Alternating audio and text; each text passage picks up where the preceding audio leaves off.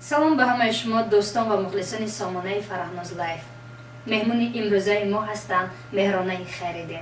باوری دارم که آوازش همه ما و شما رو مفتون میکند. از عشق میخواند.